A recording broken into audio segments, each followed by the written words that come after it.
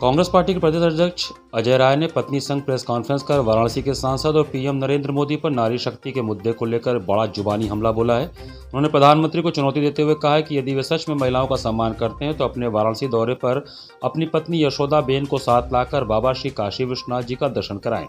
वहीं उन्होंने वाराणसी के पूर्व कलेक्टर और कमिश्नर कौशल राज शर्मा पर भी निशाना साधते हुए कहा कि लोकसभा चुनाव में नरेंद्र मोदी को जितवाने का इनाम उन्हें दिल्ली के लेफ्टिनेंट गवर्नर का सचिव बनाकर दिया गया है।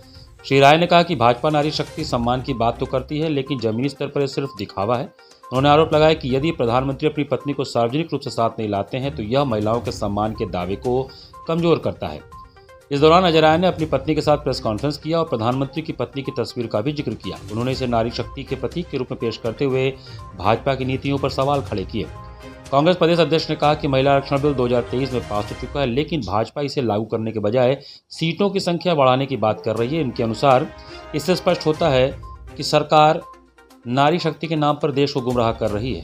28 तारीख को मोदी जी का कार्यक्रम लग रहा है बनारस में, मुझे पता चल रहा है। तो मैं कहना चाहूँगा कि जैसे मेरी पत्नी मेरे बगल में बैठी है, रीना राय जी मेरी धर्मपत्नी, मोदी जी काशीवासी भी चाहते हैं, काशी के लोग चाहते हैं कि आप अपनी धर्मपत्नी यशोदा बेन को लेकर काशी आइए और बाबा विश्वनाथ का दर्शन करिए या काशी वासियों के बीच में अपनी पत्नी को लेकर आइए। तब हम मानेंगे कि आपके अंदर भी नारी शक्ति बंधन है, नारी का अभिनंदन करेंगे, नारी को सम्मान देंगे।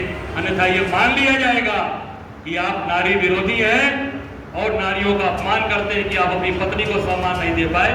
और काशीवासी जिन्होंने 3 बार आपको यहाँ से चुनाव जिताया, इस बार तो जबरदस्ती आप चुनाव जीते हैं 2024 में, चोरी और बेईमानी करके जीते हैं, जिसका परिणाम आप देख रहे हैं कि उस समय का तत्कालीन कमिश्नर कौशल राज शर्मा पहले यहाँ से जल आयोग का सीईओ बन के गया दिल्ली में, आज दिल्ली के सबसे पावरफुल पोस्ट पर बैठा हुआ है। लेफ्टिनेंट गवर्नर के सचिव के रूप में कौशल राज शर्मा को वहां पर मोदी जी ने महिमा मंडित किया, सुशोभित किया, इनाम दिया। मोदी को चुनाव जिताने का 24 का इनाम कौशल राज शर्मा को दिल्ली में लेफ्टिनेंट गवर्नर का सचिव बनाकर मोदी जी ने दे दिया, जिससे ये साबित हो गया कि मोदी जी काशी की जनता ने निश्चित हराया है। जिताने का काम चुनाव आयोग ने और कौशल राज बिल के अधिकारियों ने उनको चुनाव जिताया।